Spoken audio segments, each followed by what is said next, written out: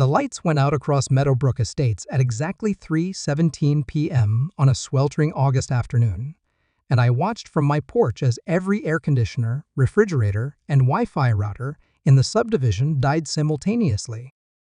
The silence was deafening. No humming appliances, no electronic beeps, just the whisper of wind through the 3 beautiful turbines spinning peacefully on my property. 20 minutes later, Gloria Pembroke was pounding on my door, her perfectly styled hair wilting in the 95-degree heat, mascara starting to streak down her flushed cheeks. "Turn our power back on RIGHTNOW," she screamed, jabbing her manicured finger at my chest. I smiled and gestured toward the official notice in my hand, the same type of cease and desist order she'd been serving me for 6 months, except this one had my signature at the bottom and the letterhead of Clearwater Municipal Electric Authority. "Sorry, Gloria, but according to your HOA's own words, my windmills are an unauthorized eyesore that threatens community standard. So I figured you wouldn't want electricity from such an offensive source." What Gloria Pembroke, self-appointed defender of suburban aesthetics, didn't know was that those 3 offensive wind turbines on my ranch generated 60% of the power for her precious HOA community. And as the sole owner of the local power grid, I'd just given Meadowbrook Estates exactly what they'd been demanding: a neighborhood free from my windmill contamination. But this story starts 8 months earlier, with something as innocent as wanting to reduce my carbon footprint and save money on electricity bills.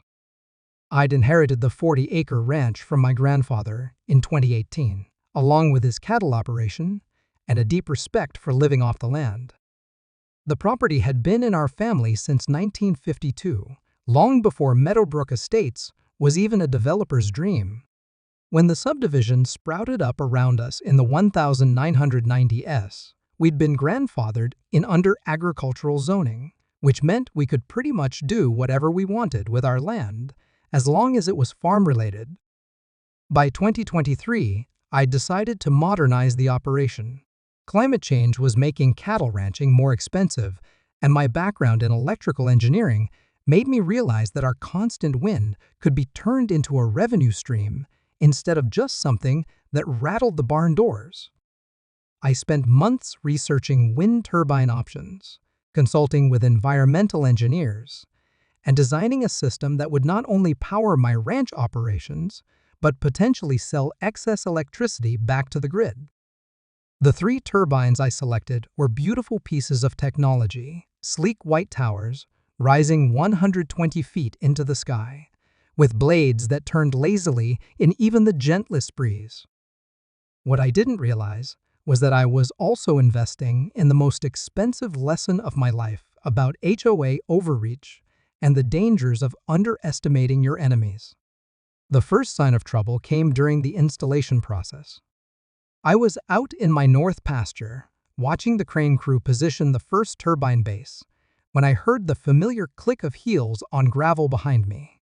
Gloria Pembroke stood at my property line like a general surveying enemy territory. At 58, she'd been HOA president of Meadowbrook Estates for 6 years, and she'd built her reputation on maintaining what she called community standards, which usually meant making life miserable for anyone who didn't conform to her vision of suburban perfection. "Mr. Harrison, I hope you have proper permits for those structures?" I turned to face the woman who would soon become my nemesis. Gloria was the kind of person who dressed for a neighborhood dispute like she was attending a board meeting: crisp blazer, pearls, and a clipboard that she wielded like a weapon of mass destruction. "Morning, Gloria. These are wind turbines, and yes, all permits are in order. Agricultural zoning, remember?"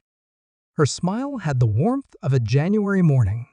"Actually, Mr. Harrison, I think you'll find that our community covenants have some very specific language about structures that impact neighborhood aesthetics and property values." "Community covenants? Gloria, my property isn't part of your HOA." "Ah, but the visual impact extends far beyond property lines.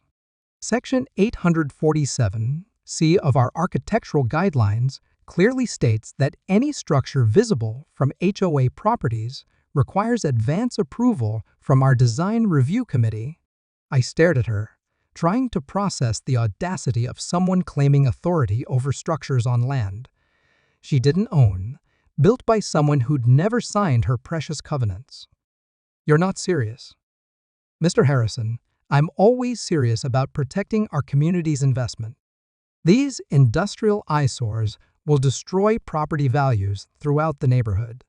I'd hate to see this escalate to legal action over something so preventable.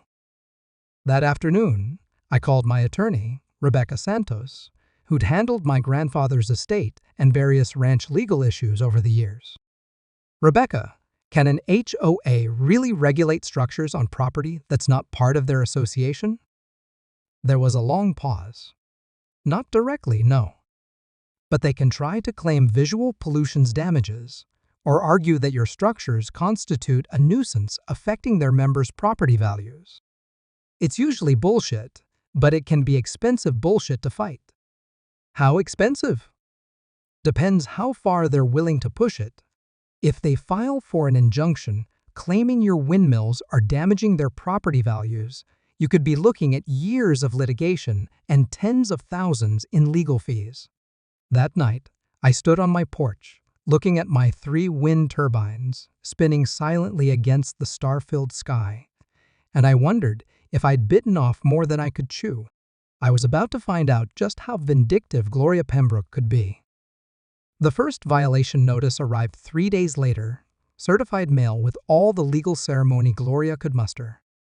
NOT-ICEOF AES THETICV IOLAT IONANDDEMA NDFOR IMA DDIA TEREMD IAAAI HAT ran across the top in bold letters that screamed official authority. According to Gloria's 3-page legal document, my wind turbines violated 17 different provisions of the Meadowbrook Estates architectural guidelines, from visual harmony requirements to noise pollution restrictions to unauthorized commercial activity in residential zones. The demand was simple: remove the turbines within 30 days or face escalating fines and legal action. I called Rebecca immediately. They can't actually fine me, can they? I'm not part of their HOA. No, but they can sue you for damages and seek an injunction. Gloria's clearly talked to lawyers. This notice is written like they're building a case for court action. What kind of damages are we talking about? They'll claim your turbines are reducing property values throughout their development. With 200 homes averaging $400,000 each, they could argue for millions in theoretical losses. The blood drained from my face. Millions? It's garbage, but it's expensive garbage to disprove. Tom, I think you need to understand what you're up against here. Gloria Pembroke didn't get to be HOA president by backing down from fights. But what Rebecca didn't know, what nobody in Meadowbrook Estates knew, was that I hadn't gotten into the wind power business just to reduce my electric bill. See, back in 2019, I'd quietly purchased Clearwater Municipal Electric Authority when it went up for sale during the city's budget crisis. It had seemed like a smart investment at the time, a small rural electric cooperative serving about 500 customers, including the entire Meadowbrook Estates subdivision. I'd been collecting steady profits for 4 years while letting the existing management run day-to-day operations. Most customers probably didn't even know the utility had changed hands. I'd preferred it that way: no drama, no politics, just reliable service and reasonable rates. But Gloria's legal threats were about to make my ownership of their power supply very relevant to the conversation. The harassment escalated quickly after I ignored her initial violation notice. Suddenly, I was getting complaints filed with the county about illegal commercial wind operations and noise pollution from industrial machinery. Code enforcement officers started showing up at my ranch, forcing me to prove over and over that my agricultural zoning allowed renewable energy installations. Each visit cost me time, money, and stress, even though the inspectors always concluded that my turbines were completely legal and properly permitted. Gloria was using the system to weaponize bureaucracy against me, and it was working. The breaking point came on a Tuesday morning in November, when I discovered orange spray paint on one of my turbine towers. Someone had written EYESORE in foot-high letters across the white steel, along with REMOVENOURELSA. I called the sheriff's office to report vandalism, but Deputy Martinez just shrugged when he saw the damage. Could have been anybody, Mr. Harrison? No witnesses, no security cameras out here. Probably just kids. But I knew it wasn't kids. Gloria had been escalating her harassment campaign for months, and this felt like a warning shot across my bow. That afternoon, she proved me right. I was power washing the spray paint off my turbine when Gloria's white Lexus pulled into my driveway, followed by a black Mercedes I didn't recognize. Gloria climbed out with her usual armor of clipboard and righteous fury, but the man from the Mercedes looked like serious trouble, expensive suit, lawyer's briefcase, and the kind of cold confidence that comes from destroying people professionally. Mr. Harrison, I'd like you to meet Robert Kellerman from Kellerman, Walsh & Associates. Mr. Kellerman specializes in property law and community standards enforcement. The lawyer stepped forward with a predatory smile. Mr. Harrison, my client has asked me to make you one final offer before we proceed with formal legal action. He handed me a thick envelope. Inside, you'll find documentation for a $50,000 settlement offer, contingent on your agreement to remove the wind turbines within 60 days and sign a covenant restricting future installation. $50,000. It was more money than my turbines had cost, but it was also a surrender to extortion from someone who had no legal authority over my property. And if I refuse? Kellerman's smile got sharper. Then we file suit tomorrow morning for injunctive relief and damages. My preliminary assessment suggests Meadowbrook property values have already declined by approximately $2.8 million due to your visual pollution. We'll be seeking full restitution plus legal fees. I looked at Gloria, standing there with that satisfied smirk that said she'd finally found a way to force me into compliance. You're both insane if you think I'm going to tear down legal structures because they offend your sense of aesthetics. Mr. Harrison, Gloria said sweetly, sometimes fighting City Hall costs more than it's worth. I'd hate to see you lose your ranch over something so avoidable. That night, I sat in my kitchen with Rebecca, reviewing Kellerman's legal threats and trying to figure out how a simple renewable energy project had turned into a war for my family's land. They're serious about this lawsuit, Rebecca said. Kellerman doesn't bluff, and Gloria's clearly convinced him there's money to be made. Can they actually win? Honestly, probably not. But they can drag it out for years, cost you hundreds of thousands in legal fees, and make your life miserable in the process. Sometimes the process is the punishment. I looked out my window at the 3 turbines spinning peacefully in the moonlight, generating clean electricity and representing everything I believed about responsible land use. What if I told you there was another way to fight this? Rebecca looked up from the legal documents. What do you mean? What if the people suing me for ruining their neighborhood suddenly couldn't use the electricity my eyesore turbines generate? Tom, what are you talking about? That's when I told her about Clearwater Municipal Electric Authority, and Rebecca's eyes got wide as she realized what I was suggesting. You own their power company? Every kilowatt that flows into Meadowbrook Estates comes through my utility. And if they really believe my wind turbines are such an offensive eyesore, maybe they'd prefer to get their electricity from somewhere else. Rebecca was quiet for a long moment. Tom, You can't just cut off their power because you're mad about a lawsuit. I'm not cutting off their power because I'm mad. I'm giving them exactly what they say they want: a community free from the contamination of my wind-generated electricity.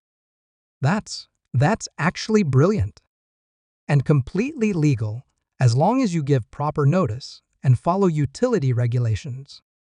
The next morning, I drove to the Clearwater Municipal Electric Authority offices for the first time in 4 years. The building was a modest concrete structure on the edge of town, staffed by 3 employees who'd been running things smoothly while I collected profits from a distance.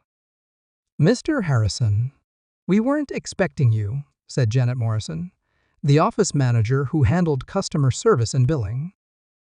"Janet, I need to discuss our service territory and some potential changes to our customer base." For the next 2 hours, we reviewed utility regulations, customer contracts, and the legal requirements for service termination. What I learned was music to my ears. As a private utility company, I had broad discretion over which customers to serve, as long as I followed proper notification procedures. More importantly, Meadowbrook Estates was served by a single main line that could be disconnected without affecting any other customers. "Janet, I want you to prepare termination notices for every customer in the Meadowbrook Estates subdivision. 60 days notice, as required by state regulations." "Sir, that's 200 customers." "Are you sure?" "I am sure." "And make sure the notices clearly state that Clearwater Municipal Electric Authority is discontinuing service to customers who have expressed dissatisfaction with our wind-powered generation sources." That afternoon, I had one more conversation with Rebecca about the legal implications of my plan. "Are you absolutely certain this is legal?" "Checked with the State Public Utilities Commission this morning.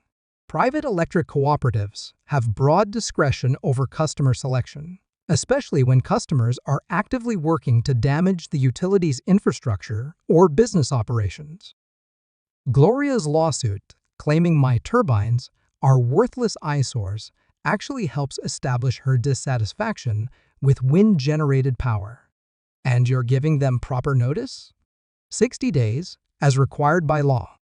Plus, I'm offering to help them find alternative electricity providers."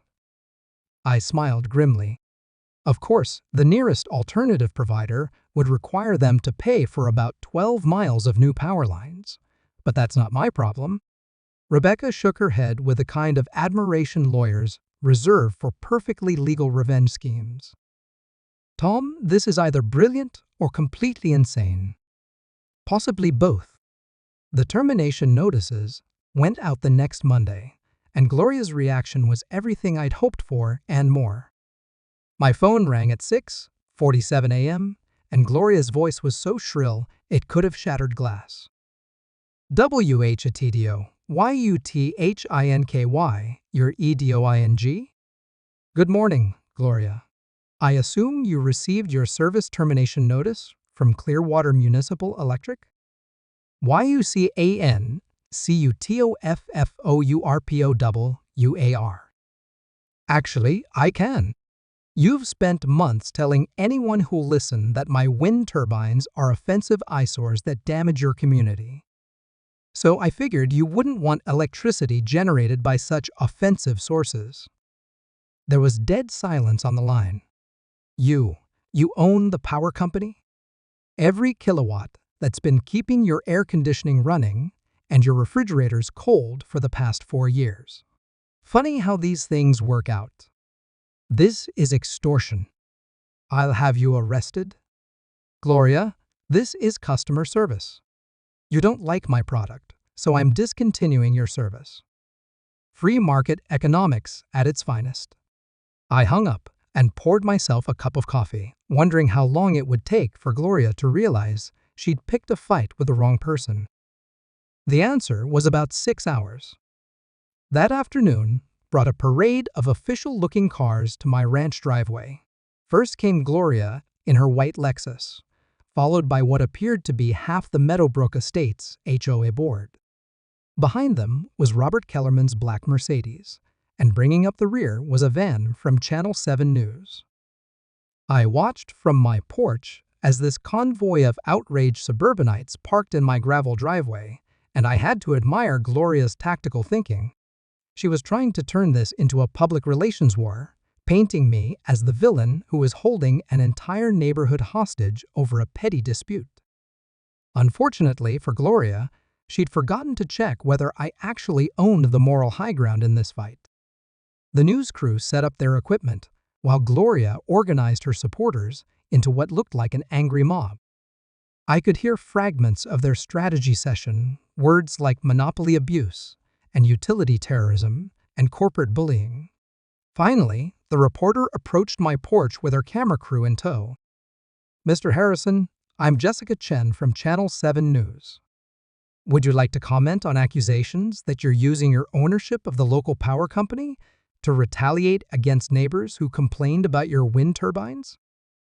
I'd been expecting this question, and I'd spent the morning crafting my response. "Jessica, I think there's been some confusion about what's happening here. For 8 months, Mrs. Pembroke and her HOA have been claiming that my wind turbines are offensive eyesores that damage their community's property values. They've hired lawyers, filed lawsuits, and spent thousands of dollars trying to force me to remove these turbines that generate clean, renewable energy." I gestured toward Gloria, who was standing behind the reporter with the expression of barely controlled rage. Now, I'm just a simple rancher, but it seems to me that if someone truly believes wind power is offensive and damaging, they probably wouldn't want to use electricity generated by wind turbines.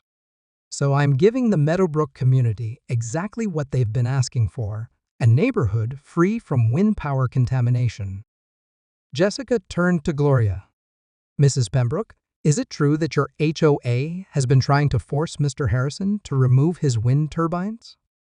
Those industrial eyesores have destroyed our property values and turned our peaceful neighborhood into an industrial zone." Gloria's voice was getting higher with each word. "He has no right to terrorize an entire community because we exercised our legal right to object to his commercial operations." "But Mrs. Pembroke," Jessica pressed, "if you believe Mr. Harrison's wind turbines are so problematic, why do you want to continue using electricity they generate?" Gloria's mouth opened and closed like a fish out of water. She clearly hadn't expected the reporter to ask the obvious follow-up question. That's completely different. He can't hold our electricity hostage because of a property dispute." "Actually, he can." The voice came from behind me, and I turned to see Rebecca Santos climbing the porch steps with a stack of legal documents. "Rebecca Santos, attorney for Mr. Harrison," she said, introducing herself to the news crew. "Under state utility regulations, private electric cooperatives have broad discretion over customer selection. Mr. Harrison is well within his legal rights to discontinue service to customers who have publicly stated their opposition to his generation methods." Kellerman pushed forward, clearly frustrated that his client was losing the narrative battle. "This is economic extortion, plain and simple. Mr. Harrison is abusing his monopoly position to silence legitimate community concerns about industrial development in residential areas." Rebecca smiled the kind of smile that made opposing counsel nervous. "Mr. Kellerman, your client has spent 8 months and thousands of dollars arguing that wind power is offensive, damaging, and inappropriate for her community. My client is simply respecting her stated preferences." The reporter turned back to me. "Mr. Harrison, what would it take for you to restore power to Meadowbrook Estates?" "That's simple, Jessica. All Mrs. Pembroke has to do is withdraw her lawsuit, stop filing false complaints about my legally installed wind turbines, and publicly acknowledge that renewable energy is actually beneficial for our community." Gloria exploded. "NEVER. Those eyesores are destroying our neighborhood, and I'll fight them until my last breath." "Well then," I said calmly, I guess you'll have plenty of time to fight them by candlelight." The news story that aired at 6 p.m. was everything I could have hoped for. Jessica Chen had done her homework, presenting a balanced story that nevertheless made it clear who the real aggressor was in this fight.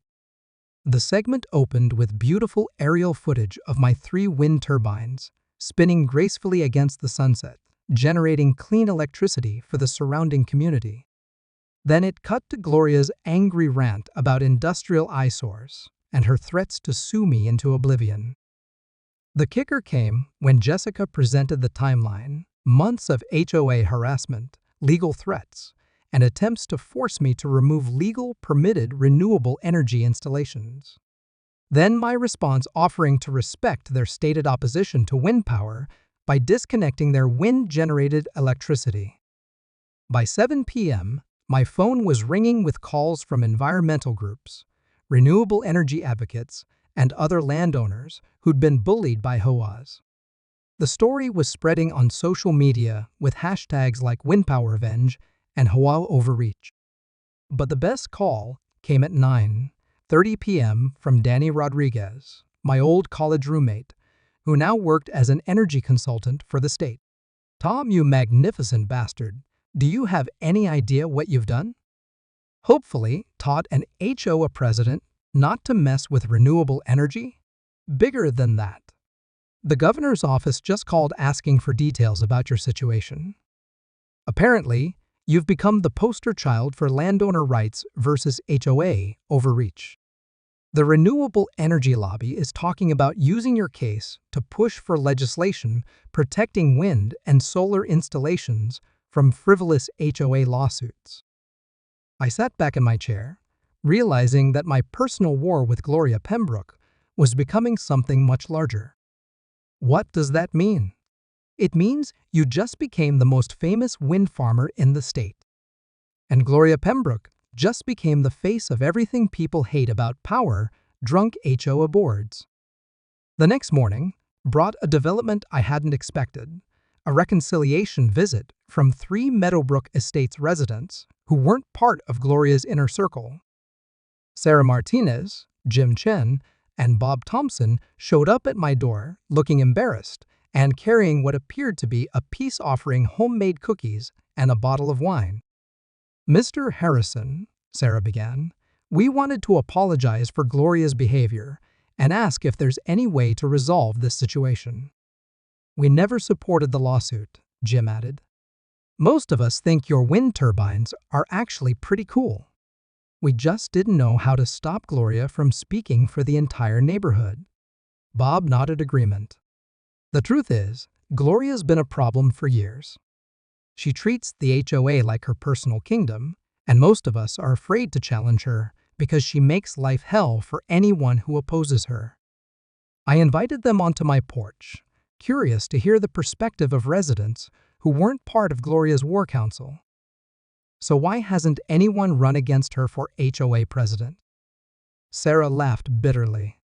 "She controls the nomination process, the voting procedures, and the ballot counting. Plus, she's got enough allies on the board to make sure anyone who challenges her gets buried under violation notices and harassment." "Sounds familiar," I said dryly.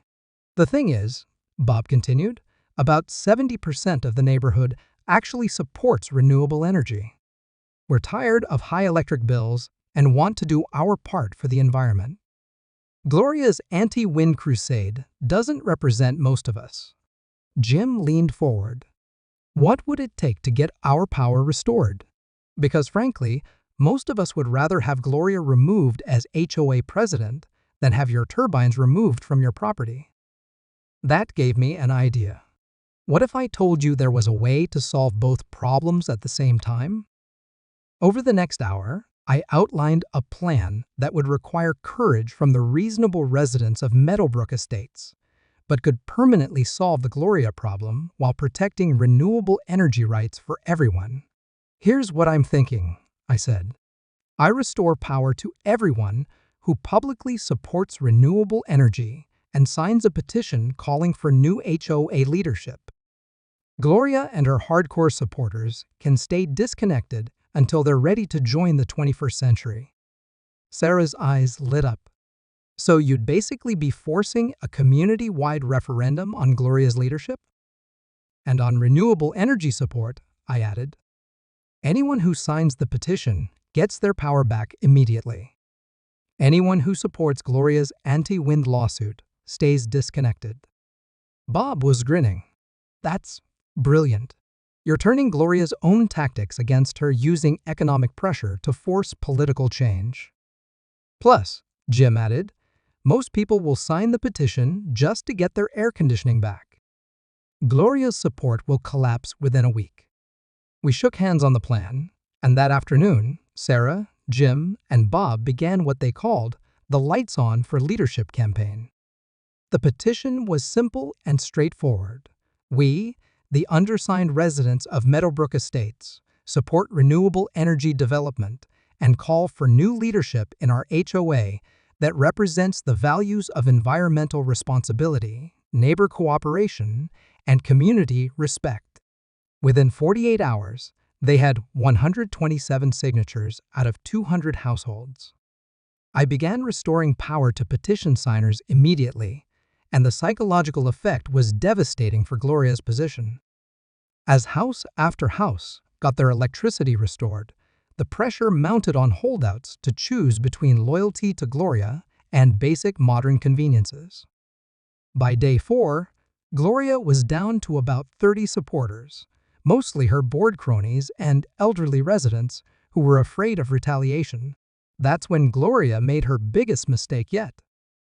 Instead of gracefully admitting defeat, she decided to escalate the conflict by filing for emergency court relief, claiming I was engaging in utility terrorism and economic extortion by selectively providing electrical service.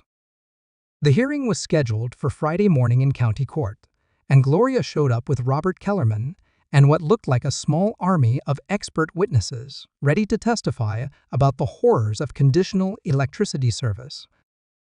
What she didn't count on was the media circus that had developed around the story. Jessica Chen was back with her news crew, along with reporters from 3 other stations and a freelance journalist from a renewable energy magazine. The courtroom was packed with Meadowbrook residents, environmental advocates, and curious spectators who'd been following the saga on social media. Judge Patricia Valdez called the hearing to order and immediately looked annoyed by the media attention. This is a preliminary hearing on emergency relief, not a 3-ring circus. I'll clear the courtroom if necessary. Kellerman launched into his presentation with theatrical flair, arguing that I was abusing my utility monopoly to coerce political compliance from innocent homeowners. Your Honor, Mr. Harrison has weaponized essential services to punish residents who exercise their legal right to object to industrial development in their neighborhood. This is exactly the kind of corporate bullying that utility regulations are designed to prevent. He presented charts showing the economic damage to Meadowbrook residents, expert testimony about the psychological trauma of conditional electricity service, and legal precedents about utility companies' obligation to serve all customers equally. It was an impressive performance, and for a moment I worried that Judge Valdez might actually grant the emergency relief. Then Rebecca stood up for my defense, and I remembered why I'd hired the best property rights attorney in the state. Your Honor, this case is not about utility regulations or corporate bullying. This case is about a community organization that spent 8 months trying to force a landowner to remove legal, permitted renewable energy installations from his own property. She presented the timeline of Gloria's harassment campaign, complete with documentation of frivolous complaints, legal threats, and attempts to use government bureaucracy as a weapon against legitimate wind power development. Mr. Harrison's wind turbines are completely legal under agricultural zoning laws. Mrs. Pembroke's HOA has no authority over structures on his property, yet they've spent thousands of dollars and countless hours trying to force him to remove clean energy infrastructure that benefits the entire community. Rebecca paused for effect. Your Honor, When customers spend months arguing that a product is offensive and damaging, is it unreasonable for the provider to offer them alternatives? Judge Valdez looked intrigued. What kind of alternatives? Mr. Harrison has offered to help any dissatisfied customers connect to alternative utility providers. He's also clearly stated that anyone who supports renewable energy and responsible community leadership can have their service restored immediately. And how many customers have chosen to restore their service under these conditions? Rebecca smiled. As of this morning, 173 out of 200 households had signed the Renewable Energy Support Petition and had their electricity restored. Judge Valdez turned to Kellerman. Counselor, it sounds like the vast majority of your client's neighbors disagree with her position on wind power. Kellerman looked flustered. Your Honor, popular opinion doesn't determine utility law. Mr. Harrison cannot condition essential services on political compliance. But he's not conditioning service on political compliance, Rebecca countered. He's conditioning service on customer satisfaction with his product. Mrs. Pembroke has repeatedly stated that wind-generated electricity is offensive and damaging to her community. Mr. Harrison is simply respecting her stated preferences. Judge Valdez was quiet for a long moment, reviewing the documents presented by both sides. Mrs. Pembroke, please approach the bench. Gloria walked forward with her chest puffed out like she was accepting an award for public service. Mrs. Pembroke, do you believe that Mr. Harrison's wind turbines are offensive eyesores that damage your community? Absolutely, Your Honor. They're industrial installations that have no place in a residential neighborhood. And do you believe that wind-generated electricity is inferior or somehow contaminated compared to electricity from other sources? Gloria hesitated, realizing she was walking into a trap. Well, no, electricity is electricity. But the source matters for community aesthetics and property values. So you want Mr. Harrison to remove his wind turbines, but you also want to continue using the electricity they generate?